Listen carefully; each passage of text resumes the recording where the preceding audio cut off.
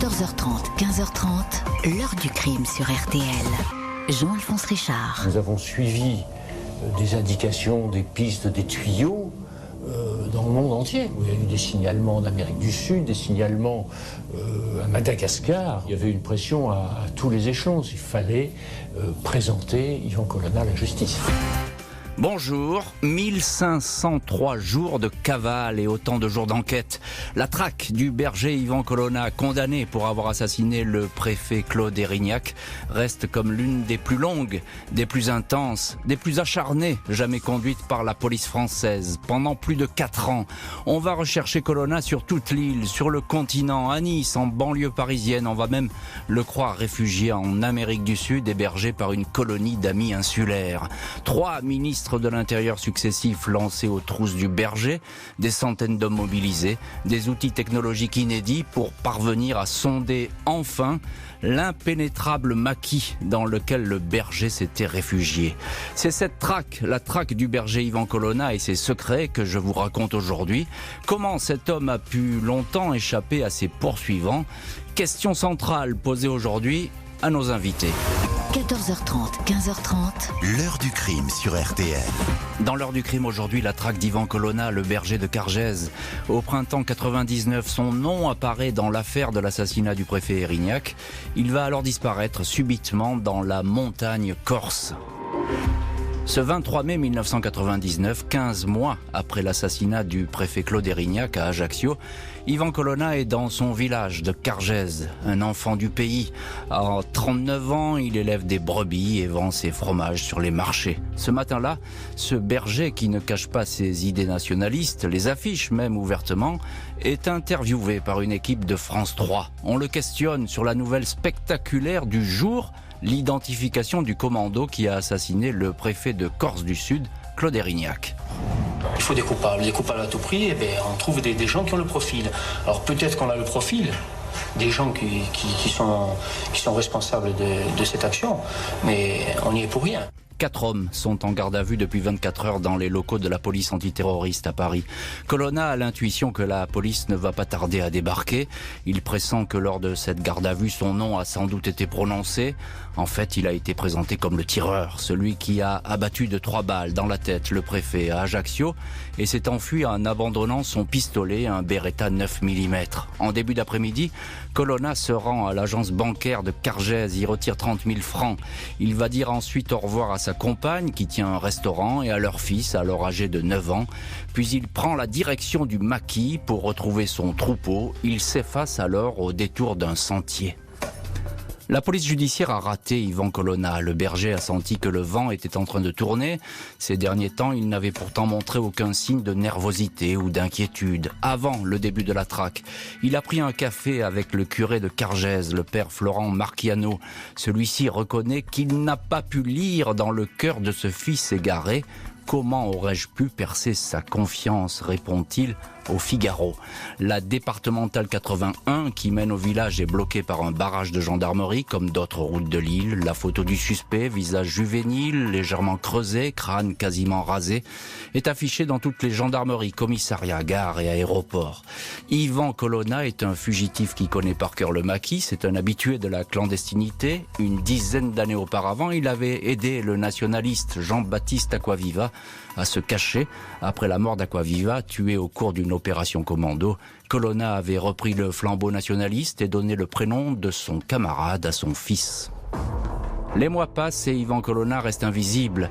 Les opérations de police s'enchaînent, toujours plus spectaculaires. 50 hommes déployés une nuit d'avril 2001 autour du minuscule hameau d'Ogliastrello, à une quinzaine de kilomètres de Bonifacio. 2 frères nationalistes interrogés, sans résultat, leur mémoire est défaillante. Ils ne savent même plus s'ils connaissent ou non le berger de Cargèse. Les enquêteurs ont l'intime conviction que le fugitif reste caché en Corse, même si dans une lettre de 2 pages, adressée le 18 décembre 2000 au journal Ouribombo et dans laquelle il clame son innocence, il laisse entendre qu'il s'est réfugié à l'étranger. La piste du Venezuela est explorée. La France fait même rapatrier d'Amérique du Sud les sous-vêtements d'un suspect pour une analyse ADN, mais l'ADN ne matche pas. On cherche Colonna dans le Val-de-Marne, dans le Loiret, à la Ciotat. En 2002, le contre-espionnage, la DST, passe au crible 8 millions d'appels téléphoniques. Une première, mais pas de trace du fuyard sur ses écoutes dignes du meilleur James Bond. Et pour parler de cette affaire, de cette traque d'Ivan Colonna, nos invités dans le studio de l'heure du crime. Bonjour Jacques Folloroux. Bonjour.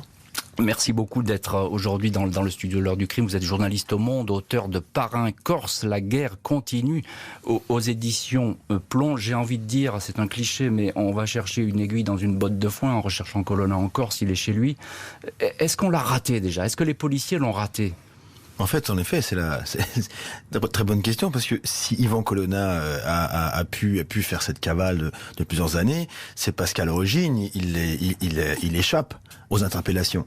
Et s'il échappe aux interpellations, on peut commencer déjà, c'est le premier point finalement de la cavale d'Ivan Colonna, c'est qu'il y a un choix délibéré des policiers, et notamment du chef de la PJ à l'époque, le chef du service chargé d'enquêter sur la mort du préfet Rignac. Démétrius Dragacci, c'est ça? Non, c'est Roger Marion. Roger Marion, pardon. Et Roger Marion, pour des considérations d'ailleurs à la fois de défiance vis-à-vis des services de police locaux et aussi des considérations politiques, parce que Ivan Colonna et son frère sont les fils de Jean-Hugues Colonna, qui est un ancien membre du cabinet de Pierre Jox, député, qui a été député, qui était donc vraiment, voilà, pour ces deux raisons-là, Roger Marion décide de procéder aux interpellations, en deux vagues, et il met les frères Colonna dans la deuxième vague.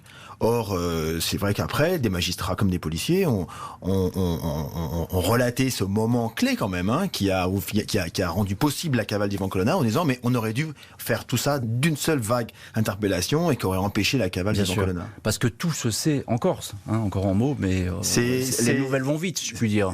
En effet, c'est une société de proximité, c'est un territoire limité. Mais le paradoxe, c'est que en effet, beaucoup de choses se savent, mais en même temps, s'il y a le meilleur endroit pour se cacher, ça reste quand même sur l'île. Ça reste sur l'île. Bonjour maître Pascal Garbarini. Bonjour. Merci beaucoup vous aussi d'être dans le studio de l'heure du crime. Vous êtes corse, né en Corse. Vous avez été l'avocat de Ivan Colonna pendant de nombreuses années. Et vous avez été d'ailleurs son avocat dès lors qu'il est parti en cavale. À ce moment-là, vous êtes dans la boucle, si je puis dire. Non, dans la boucle, je vais y être exclusivement à partir de son interpellation, c'est-à-dire le 4 juillet 2003. Bien, alors vous connaissez bien Ivan Colonna, vous connaissez bien cette famille, vous connaissez bien ce lieu, Cargèse. Qui est Ivan Colonna? C'est un nationaliste, il ne se cache pas, lui, de ses idées, il les affiche. Il a toujours dit, Ivan Colonna a toujours dit qu'il était patriote, qu'il avait donc des idées nationalistes. Il a toujours indiqué avec force qu'il n'avait jamais été un militant clandestin. Je crois qu'il faut insister là-dessus, c'est qu'on peut avoir des idées politiques nationalistes sans pour autant porter une cagoule. Ce sont deux choses différentes. Ivan Colonna a toujours indiqué que celui-ci avait des idées nationalistes fortes, qu'il a indiqué qu'il a toujours voulu vivre dans son île, il a toujours voulu y travailler, il a arrêté un métier qui lui était prometteur, puisqu'il avait fait des études universitaires pour être professeur d'EPS, donc de gymnastique. Ouais. Et il a fait le choix de tout arrêter pour rentrer en Corse. Et je voulais tout de suite vous dire quelque chose, puisque je vous ai entendu. Ivan Colonna n'est pas parti en cavale. Alors, dites-nous pourquoi Colonna a pris du recul par rapport à une décision qui était manifestement de l'interpeller et de le jeter en prison. Je rappelle que au moment où le commando Erignac est interpellé, nous en sommes à presque 4000 gardes à vue de personnes diverses et variées, dont certaines n'avaient rien à voir ni de près ni de loin avec le monde nationaliste, et que la Corse vivait au bruit des bottes de gendarmes. Donc monsieur Ivan Colonna, à ce moment-là, a indiqué que à partir du moment où son nom a été cité, et j'y reviendrai après, et que un journal du soir qui n'existe plus a mis en première page François, Ivan Colonna, Wanted, tueur de préfet. Comment voulez-vous que la présomption d'innocence se joue? Question simple, maître Garbarini. Pourquoi finalement il décide il refuse de venir s'expliquer, tout simplement, puisque vous dites qu'il a pris du recul, certes, j'entends vos mots, mais pourquoi est-ce qu'il finalement il ne reste pas sur place et puis il va s'expliquer auprès des enquêteurs? Parce que Yvan Colonna a toujours su que la décision le concernant avait été prise de le prendre, de le jeter en prison et qu'il n'avait plus aucune marge de manœuvre relative à sa présomption d'innocence. C'est-à-dire que Yvan Colonna, dès le départ, a été présenté comme le tueur du préfet. Et pour nous, la défense, il a été très compliqué, durant toute l'instruction, comme ensuite, durant le procès, a enfin considérer que M. Yvan Colonna n'était pas l'assassin du préfet Erignac. Très bien.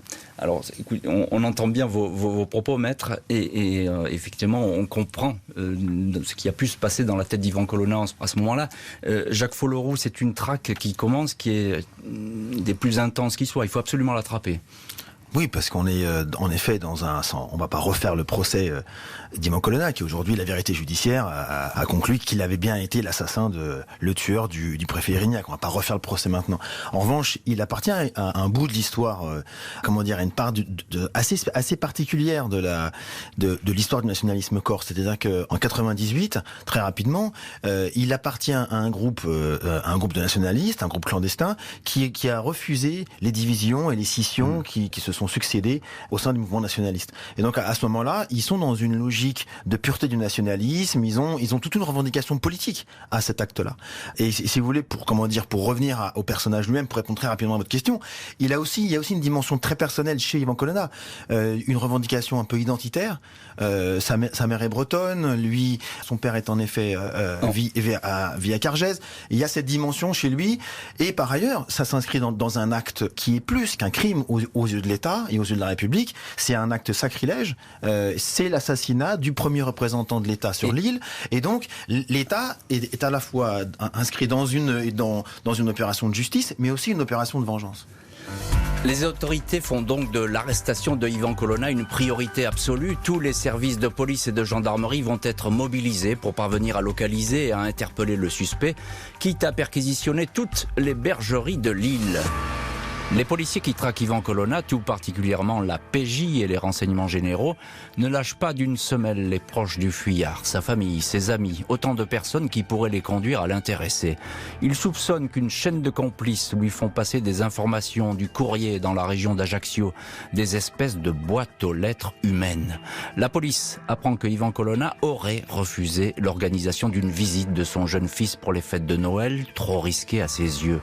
Le beau-frère du suspect, Joseph Caviglioli, gérant d'un motel à Cargèse, est étroitement observé, mais sa mort dans un accident ruine une surveillance qui s'annonçait fructueuse. Les renseignements, toujours anonymes, évoquent régulièrement des refuges et des bergeries. Le refuge Mangano, au centre de la Corse, à 1568 mètres d'altitude, le long d'un chemin muletier, est ainsi localisé. Les policiers déguisés en randonneurs du dimanche sont vite repérés.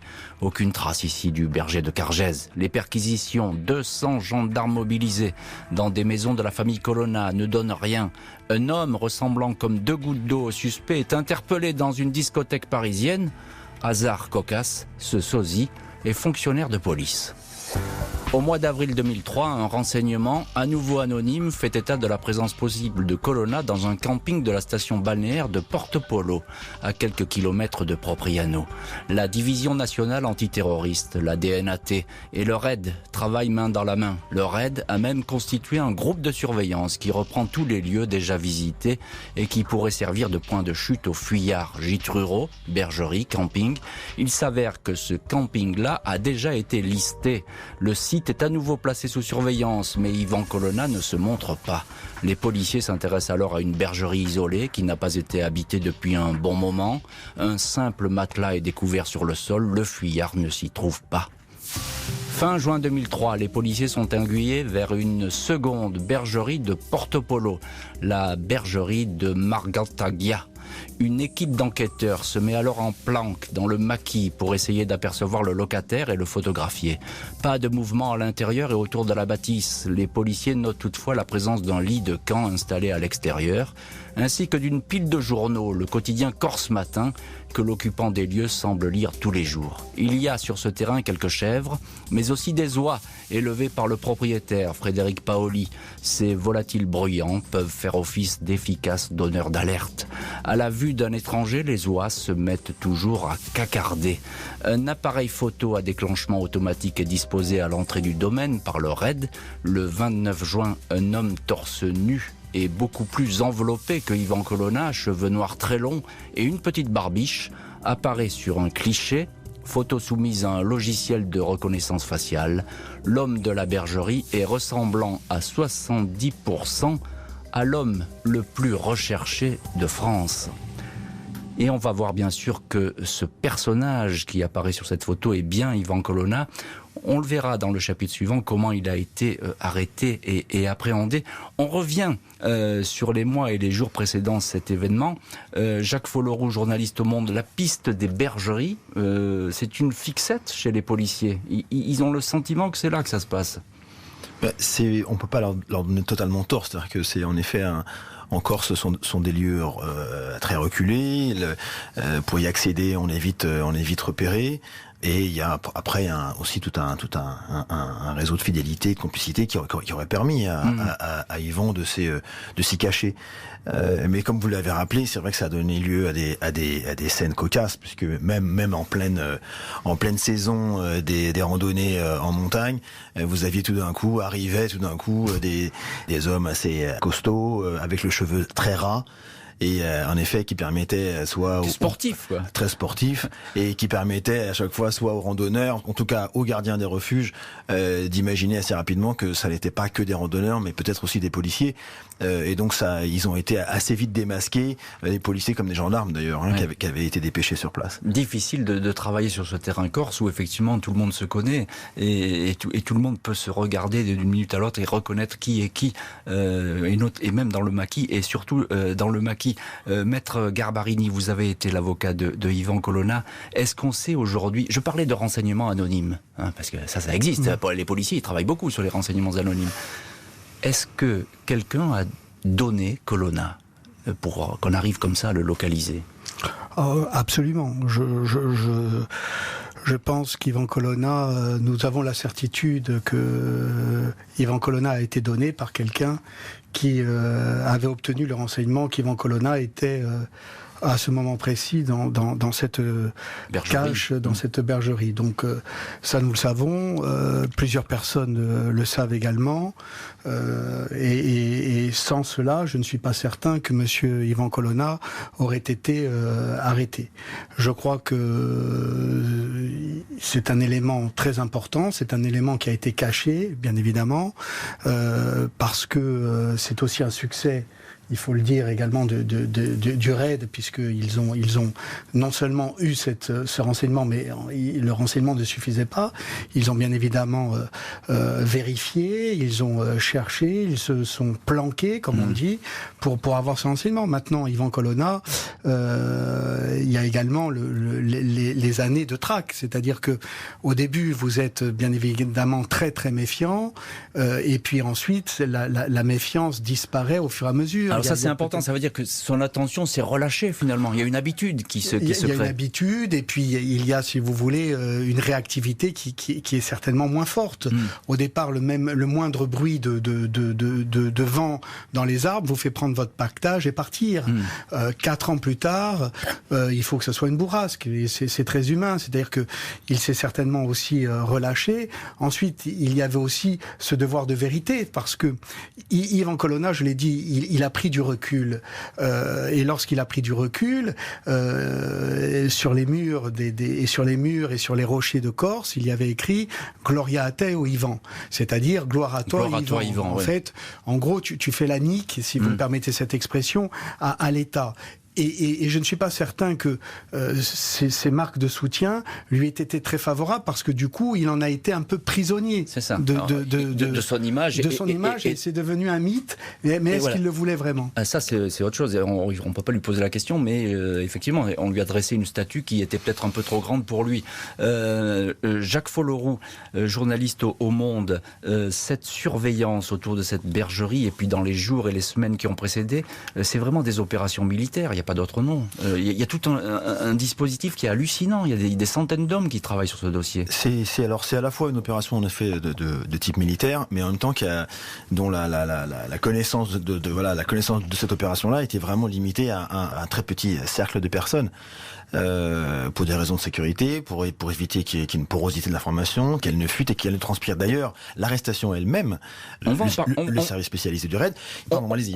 On va en parler, non, mais juste pour revenir à la surveillance, etc. Vous avez beaucoup de services de police qui travaillent ensemble. Ça, c'est un peu une première, alors que ce sont des services qui, en général, ils s'entendent pas très bien. C'est un élément important, d'ailleurs, parce que, certes, s'ils ont réussi à arrêter Yvan Colonna, c'était peut-être notamment grâce à une information confidentielle, mais j'ai envie de dire, si cette information, si Yvan Colonna a pu vivre en cavale comme ça pendant tant d'années, c'est aussi en partie grâce à ce qu'on peut appeler une guerre des polices. C'est-à-dire que il aurait pu être arrêté beaucoup plus tôt si les renseignements généraux ne se faisaient pas la guerre avec la police judiciaire, si les gendarmes ne menaient pas parallèlement leur propre enquête.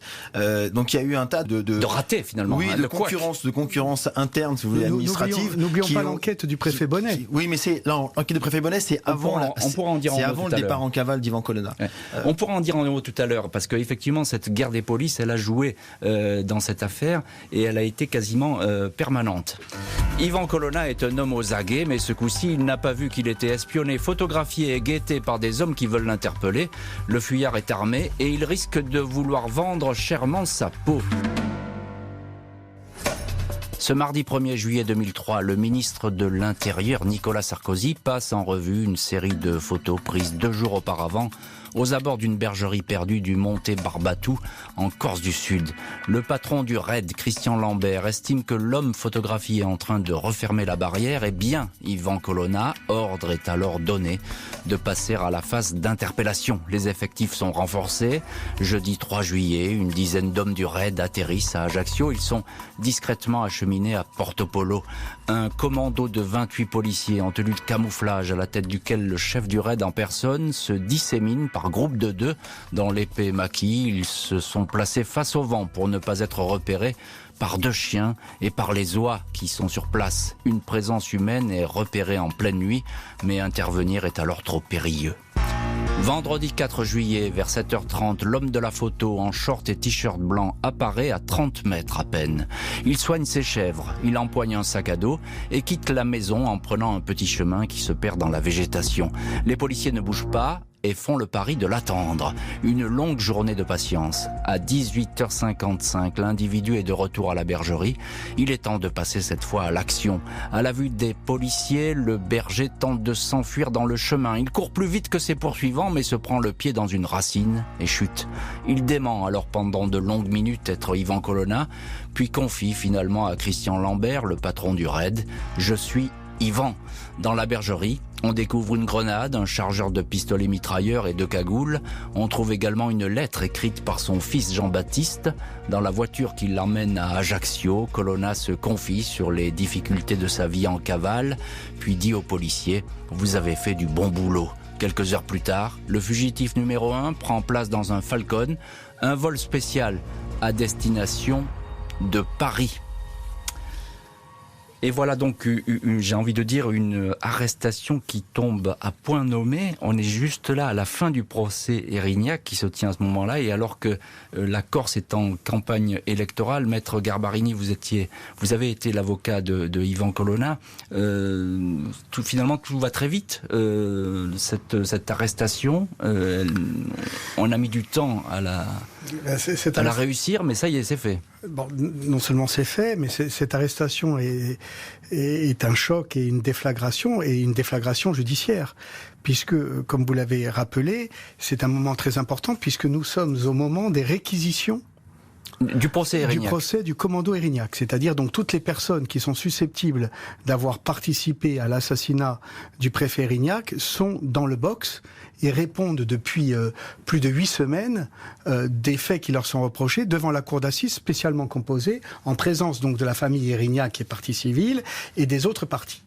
Et donc le réquisitoire doit tomber le lendemain et il y a l'arrestation. Alors il y a un fait qui est très très fort, c'est que à l'époque le procureur général de la cour de Paris c'était Monsieur Nadal. Donc Monsieur Nadal va venir en personne le lendemain de l'arrestation d'Ivan Colonna et va se jouer un élément très très fort où il y en a encore aujourd'hui les conséquences, c'est que Monsieur Nadal, lui, va demander le report du procès pour que tous les membres du commando, ceux qui le revendiquent comme ceux qui le rejettent, je pense notamment à Marcel Istria et également maintenant à Ivan Colonna, qu'ils soient tous ensemble dans le même procès. Oui, c'est logique. Et c'était tout à fait logique. C'est logique. C'était logique et ça a été un refus de la cour d'assises spécialement composée qui va avoir d'énormes conséquences puisque nous saurons par la suite que cette décision judiciaire va énormément peser sur les 3 procès qui vont suivre d'Ivan Colonna seul. Voilà, qui vont suivre. Jacques Folloroux, journaliste au Monde, est-ce que c'est le hasard cette arrestation ce jour-là ou est-ce qu'on aurait pu l'arrêter avant finalement ? On a parlé, vous avez amorcé tout à l'heure la guerre des polices. Non, mais en effet, c'est-à-dire que la durée de cavale d'Ivan Colonna n'est pas liée simplement à sa capacité à échapper aux recherches. Elle est aussi liée à des éléments qui n'ont rien à voir avec la fuite d'Ivan Colonna et l'enquête. Ce sont des rivalités internes au sein des services de police administrative et police judiciaire, des questions de personnes, des questions des rivalités d'ego, et donc pour toutes ces raisons, vous avez 2 personnages, celui qui incarne justement la police judiciaire à cette époque-là, qui est Roger Marion, et puis le patron du côté des renseignements généraux, qui est Bernard Squarcini, et des 2 côtés, vous allez avoir de la rétention d'informations et qui va au final profiter à Ivan Colonna. Puis chacun veut évidemment dans cette affaire la part du gâteau. C'est bien naturel. La longue traque est terminée, mais l'enquête sur la cavale de Ivan Colonna ne fait que commencer. La police va désormais essayer de savoir comment le berger de Cargès a-t-il pu échapper si longtemps aux recherches, grâce évidemment à des complices. Ce 4 juillet 2003, Ivan Colonna n'est pas seul à être interpellé. Alors que le berger était ceinturé par le raid, le propriétaire de la bergerie, Frédéric Paoli, était apparu dans le paysage au volant de son 4x4. Il avait tenté de faire demi-tour avant d'être arrêté à son tour. Paoli reconnaît qu'il a hébergé à 2 reprises son ami Ivan car il sait que celui-ci est innocent, injustement accusé. Le voile se lève ainsi sur une organisation de soutien discrète qui a permis aux fugitifs d'échapper à la plus intensive des traques. Colonna a ainsi été hébergé à Bastia, dans un appartement à 300 mètres seulement du palais de justice, ainsi que dans un village à 45 minutes de route à Pinta Aquatella. Dans la bergerie, on a retrouvé une échographie qu'il a passée dans une clinique bastiaise suite à de violentes douleurs au dos. Le rendez-vous avait été pris par un ami sous un faux nom. Il apparaît encore que Colonna a fréquenté plusieurs bergeries, changeant fréquemment d'adresse, transporté par des connaissances. Au total, 5 personnes sont finalement identifiées comme des hébergeurs et soutiens à Ivan Colonna. Le propriétaire de la bergerie, Frédéric Paoli, un gérant de camping et militant nationaliste, André Colonna d'Istria, le frère de l'ancienne compagne du berger, Claude Serreri, un consultant en management de Bastia et nationaliste, Marc Simeoni, ainsi qu'une chanteuse polyphonique corse, Patrizia Gattacecca. Elle indique avoir hébergé Colonna à 2 reprises. 5 Corses dévoués aux fugitifs qui seront jugés au printemps 2010 à Paris pour soustraction d'un criminel à l'arrestation ou aux recherches. Appelé à témoigner lors du procès, Colonna indique « J'ai toujours été aidé spontanément, il n'y a jamais eu de réseau structuré. Vous avez un exemple, Monsieur Paoli est d'une famille de droite, mais il m'a ouvert la porte. Un fugitif qui a priori ne manquait de rien. Lors de son arrestation, 4 000 € sont découverts dans son sac. De l'argent, dit-il, qui provient de gens qui se sont cotisés. » Jacques Folloroux, journaliste au Monde, seulement 5 personnes arrêtés pour ce réseau. On suppose qu'il y en a beaucoup d'autres qui ont aidé Colonna. C'est vrai qu'en 4 ans de cavale, 5 personnes, ça veut dire que... Voilà. Beaucoup. Non, c'est très peu. Alors ce chiffre-là, il peut être analysé de différentes manières. On peut dire Dieu qu'en effet c'était compliqué de pouvoir débusquer un réseau qui comportait si peu de personnes, mais on peut dire aussi la logistique et l'aide dont Ivan Colonna a bénéficié n'était finalement pas si importante que cela, et on peut vraiment s'étonner que la police ait mis 4 ans pour l'arrêter. Maître Garbarini. Oui, il faut dire que la Corse entière aurait pu être traduite devant le tribunal correctionnel. C'était un peu le sens de ma question. Mais bien sûr, pourquoi ? Mais pourquoi ? Bon, d'ailleurs, les gestes que fait Monsieur Folloroux démontrent bien l'incapacité de comprendre comment fonctionne le peuple corse. On fait pas de débat, maître. Non, mais le peuple corse, si vous voulez, a cette position. C'est que on peut contester avec force et être contre l'assassinat du préfet Erignac, à juste titre. Si vous voulez mon avis. Et c'est bien normal. Et c'est bien normal. Pour autant, culturellement, on va ouvrir la porte. On va ouvrir la porte aux fugitifs. Parce que c'est une aide, c'est un soutien, et c'est historique. Parce qu'il y a une histoire. Oui, c'est ce que disait le berger, Paoli, qui l'a accueilli. Et dont la famille est de droite. Il y a une tradition. Il y a une tradition. Et cette tradition, elle est séculaire, elle est historique, elle peut être blâmée par d'autres, en tous les cas, et on ne va pas la nier. Et on la nie pas. Hein, d'ailleurs. Il a eu des appuis. Juste ajouter très rapidement que cette règle d'hospitalité ne veut pas dire qu'Ivan Colonna était pour autant une icône. Au contraire, je veux dire, après l'assassinat du préfet Erignac, vous avez eu 40 000 personnes qui ont défilé dans la rue pour dénoncer cette violence-là. Vous avez le principal courant nationaliste corse, à l'époque incarné par Charles Pieri, qui lui-même dénonce une dérive brigadiste. Et puis par ailleurs, tout au long des procès d'Ivan et de l'enquête judiciaire, le mouvement historique nationaliste corse a toujours pris ses distances, ne s'est jamais vraiment associé à la démarche jusque-boutiste qui a été celle du groupe auquel appartenait Ivan Colonna. Et donc en effet, s'il y avait sur les murs, comme l'a rappelé Garbarini, Gloriat et Ivan, etc., ça ne signifie pas pour autant qu'il y ait eu une adhésion et un traitement iconique d'Ivan Colonna. Après avoir fait courir la police pendant 4 ans, Ivan Colonna va devoir affronter une longue série de procès, des audiences où il ne cessera de répéter qu'il est innocent et n'est pas l'assassin du préfet Erignac. Ce 12 novembre 2007, Ivan Colonna pénètre sous bonne garde dans la cour d'assises spéciale de Paris. 1 mois de procès pour assassinat en relation avec une entreprise terroriste devant une cour composée uniquement de magistrats. Le berger de Cargèse se dit victime de poursuites injustifiées qui ne s'appuient sur aucune preuve ni aucun témoignage solide. La principale témoin oculaire répète qu'elle ne reconnaît pas en l'accusé l'homme qui a tiré sur le préfet Erignac le 6 février 1998 à Ajaccio.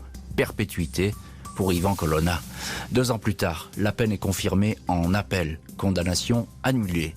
Perpétuité sans période de sûreté au 3e procès qui se tient du 2 mai au 20 juin 2011. L'arrêt de la Cour estime cette fois que la longue cavale est un élément accusateur.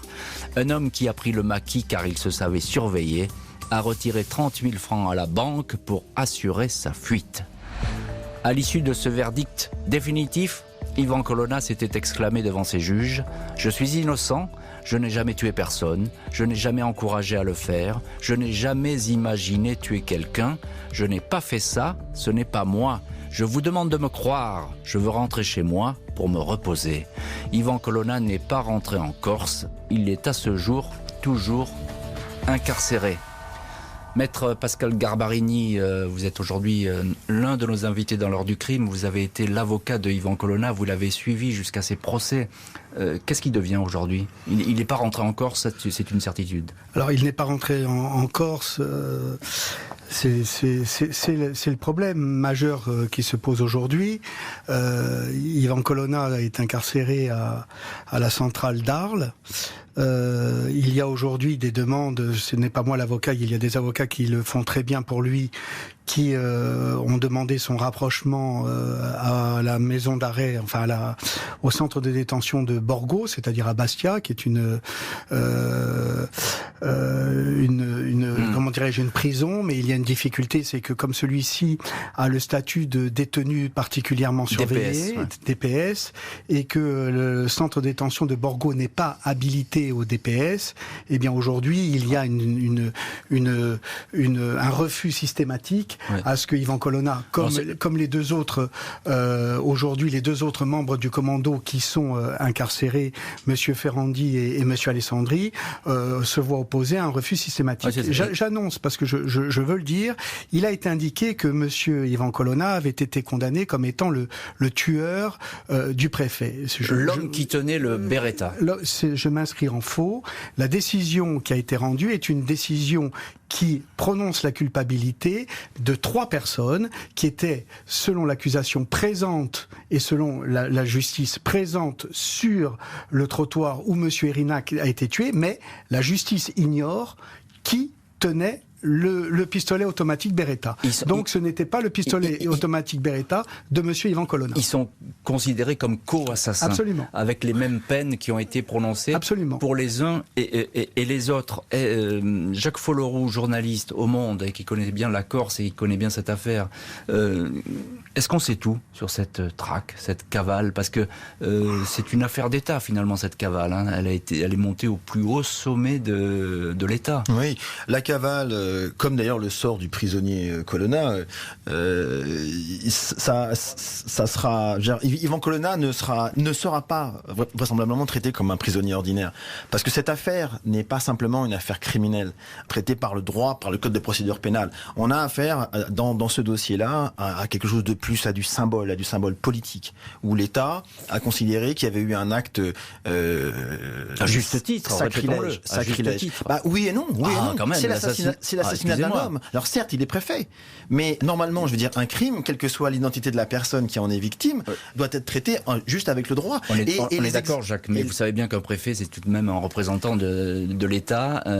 Oui, mais dans ces cas-là, vous avez raison. Les exemples sont innombrables qui montrent que cette affaire n'a pas été traitée comme une affaire. C'est pas une affaire ordinaire. Comme une affaire ordinaire. Et d'ailleurs, il y a un détail auquel Maître Garbarini m'a fait penser quand il a relaté le procès, c'est que lors du premier procès, me semble-t-il, le président de la cour d'assises avait placé la partie civile, donc Madame Erignac, la veuve Erignac, au lieu de la laisser du côté des parties civiles, il avait installé son siège au pied de la cour. Et donc, finalement, on voyait bien que le symbole, c'est pas qu'une affaire mobilière que je vous raconte là, c'est que le symbole même du procès avait été dénaturé. C'est-à-dire qu'on n'était pas simplement sur l'examen de faits qui ensuite allait donner de faits criminels ou pas lieu à une condamnation. On était là pour rendre justice à une affaire personnelle. Et d'ailleurs, on continue à l'appeler l'affaire Erignac.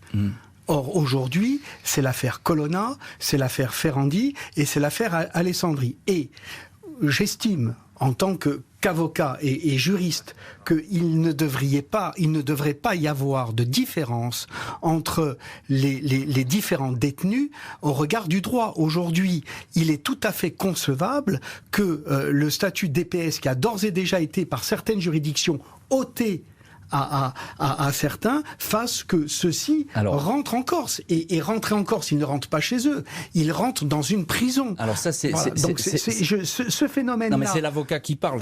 Oui, mais c'est l'avocat qui parle, bien évidemment. Et vous ne pouvez pas empêcher des esprits chagrins de considérer que, en refusant ce statut, il n'y ait pas de décision politique derrière. Ça va être la difficulté des 2 à 3 ans à venir. Des 2 à 3 ans à venir. Juste un mot pour conclure, Maître Garbarini. Est-ce qu'il a une échéance de sa sortie, Colonna? Est-ce qu'il peut envisager un jour d'être libéré? Aujourd'hui, il est libérable. Maintenant, cette décision ne m'appartient pas. Il faudra demander aux magistrats qui seront chargés du dossier si il est possible, selon leur courage judiciaire, de le faire sortir. Merci beaucoup, Maître Pascal Garbarini et Jacques Folloroux d'avoir été les invités de l'heure du crime aujourd'hui. Merci à l'équipe de l'émission, Justine Vignot, Marie Bossard à la préparation. Boris Pirédu était à la réalisation. L'heure du crime, présentée par Jean-Alphonse Richard sur RTL.